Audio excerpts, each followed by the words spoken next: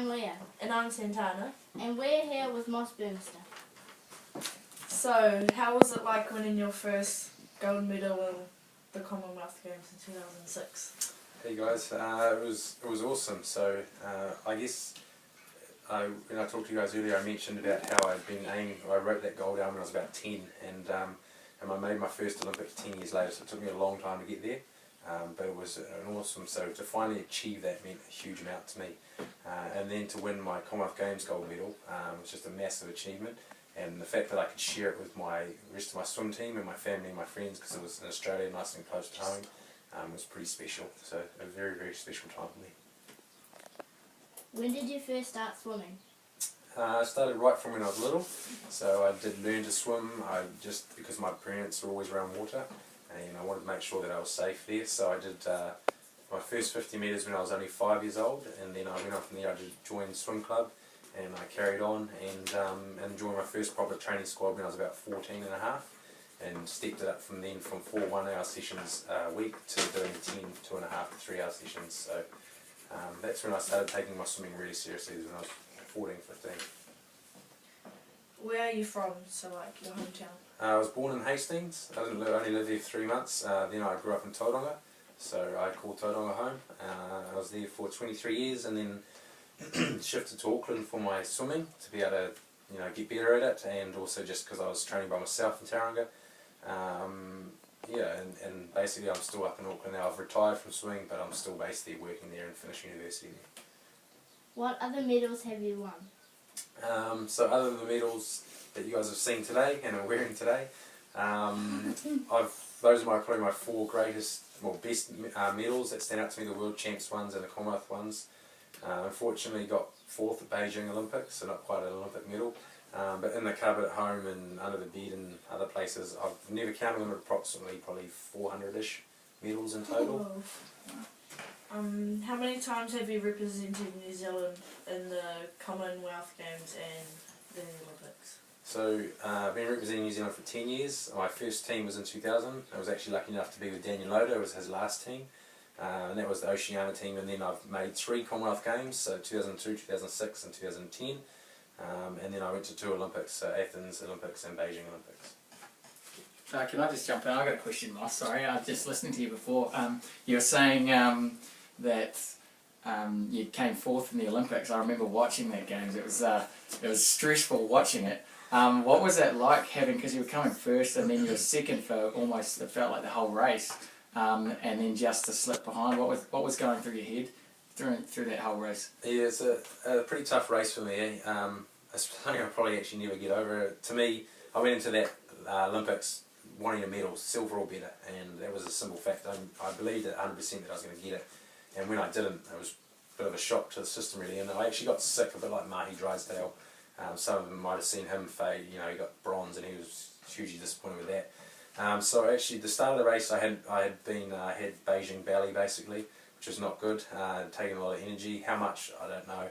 So I started off the race really well, was, as you say, 1st at the first turn, and then I was 2nd all the way, even up to probably about 25-30 metres to go, and I faded and died over the last bit and got 4th. So it was pretty tough. I felt really good until the finish, and then I just had nothing left. And even though it's probably my biggest disappointment in my whole career, when I look back at it now, I realise now it's actually probably my greatest race.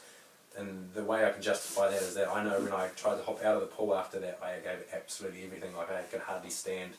So to me, to try to stand up afterwards, and I knew I had left, absolutely everything in that pool. So disappointing, but also probably at the same time, it would be my greatest race. Cool. When you first started out, which stroke did you find the hardest? When I was young, probably butterfly, like everyone else. Butterfly is a tough stroke. Even though it was that tough, for some, I was never the most talented. I was a good swimmer, but I wasn't the most talented kid. But I decided I was prepared to work for it. I was prepared to work really hard for what I wanted to achieve. So basically, I think I chose butterfly because no one else liked it, no one else would want to do it. Which event has been your favourite? So the 200 butterfly would be my main race and favourite event, I guess. Yeah, tough race but good. How many hours did you train a week? So I used to do I used to do 10 2.5 to 3 hour training sessions, and I was roughly doing on average I'd probably say about 70-80k weeks in the water. But although I remember one training camp we went away, sometimes I build right up to 100k mark, and one training camp I remember I did 112k in 1 week. So a pretty big week, and I remember if you want to roughly equate that so you understand how far that is, if you times it by 4 for running, if you time it running to swimming, it's very close. So roughly a sort of a 450 kilometre running week if someone wanted to match that for running. Did you have to eat a special diet? I had to eat a lot of food. Training that hard, you had to eat heaps of food. Used to average 16 wheat bix every morning, and just eating really healthy. So basically a lot of fruit, a lot of vegetables. I used to basically for dinner just eat chicken breast and fish with vegetables, but that's what and only red meat once a week. I was very, very strict on my diet. Everything was very strict, and basically to make it to that level at the Olympics, it becomes a lifestyle choice. Everything revolves around your sport. You've got to make sure you get sleep. You don't tend to go out and socialise because you need time of recovery. You don't often, you don't have any alcohol at all, like drinks or beers, anything like that. You eat really healthy, and that was fine. I really, it's the choice I made, and I was prepared to work for it. And one thing I've always said is that you can't buy your way into Olympics. You've got to earn it, and it's really tough to get in there. And and if it was easy, everyone would be doing it. So, and that's what makes the Olympics so special. Have you ever had any major injuries? Major injuries, not really from swimming. Swimmers get often shoulder problems. I had a few, but we'd fix those because they came on slowly. Major injuries, I've had cracked my ribs, broke my wrist, broke my nose, all those things from skateboarding, longboarding, or the broken nose, and that was from a car accident where an airbag went off and hit me in the face. So, but nothing directly really from swimming. Do you have a quote? A quote, I guess. My main thing that I'd like to, inspire people to do would be to follow their dreams. Like you've got big dreams, don't be afraid to go out there and really give it a go. Because even if you don't quite reach what it is you want to do, you're going to get so much out of it. You're going to get to, if I hadn't given this a go in the first place, my dream was to get an Olympic medal. I didn't, but look what it's still done amazing things for me. I've still got so much out of it. So don't be afraid to go for it, and you'll never know, if you don't give it a go, you'll never know where you could have got to. Do any of your siblings swim or compete against you? So I've got 2 younger brothers, and we're all pretty competitive.